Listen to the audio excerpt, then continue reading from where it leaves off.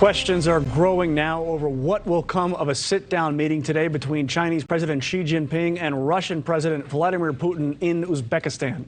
It's being billed as a new international order to rival the U.S. in the West. It's also President Xi's first overseas trip since the beginning of the COVID pandemic. Julia Manchester is a national political reporter for The Hill. She's joining us now. Good morning, Julia. Thanks for being here. Good morning, Mitch. Thank you for having me. The Kremlin says the Ukraine war will be discussed in that summit. What should we be watching for on this side of the world today?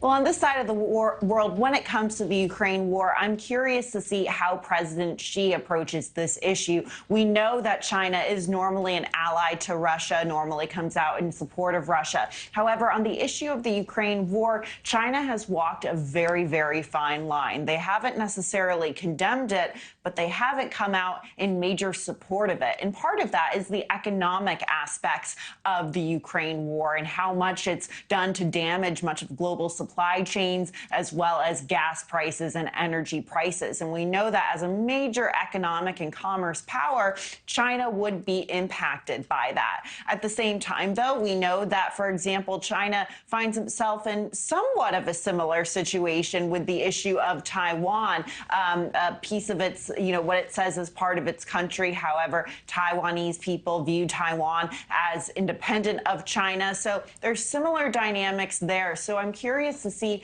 how President Xi reacts to the issue of the Ukraine war. And also, while we're on this topic, Mitch, we have seen Ukrainians really get a number of major victories in the war over the past couple of weeks. They are gaining ground. So I'm wondering if that has done anything to maybe dampen President Xi's confidence or, feelings about Russia. However, it seems like they are very much, like you said, trying to create this world order that would go against the West in countries like the United States.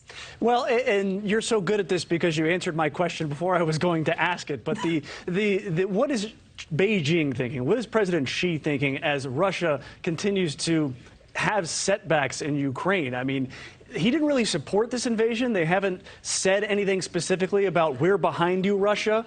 But also the fact that Russia is losing here, it might make even that tacit support of not saying anything go away. Right. So we know that President Xi doesn't necessarily want Russia to lose influence or standing in the world, because we know that Russia and China are very much hand in hand against what we see as a growing, as this growing Western alliance, or this more, I should say, already established Western alliance with NATO and the United States and the European Union and those coalitions.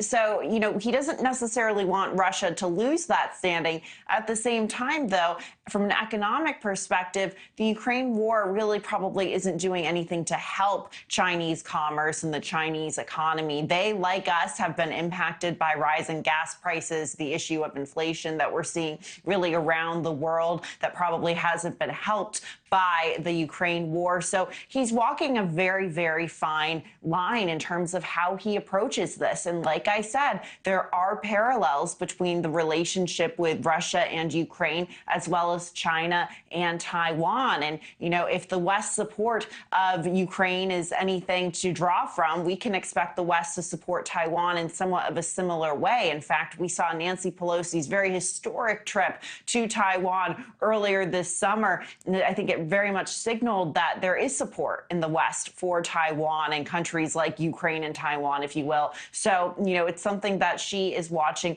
very closely and probably very anxiously. All right, that is Julia Manchester from The Hill. We thank you for joining us. We will all keep our eyes on that meeting between Xi Jinping and Vladimir Putin in Uzbekistan. Thank you.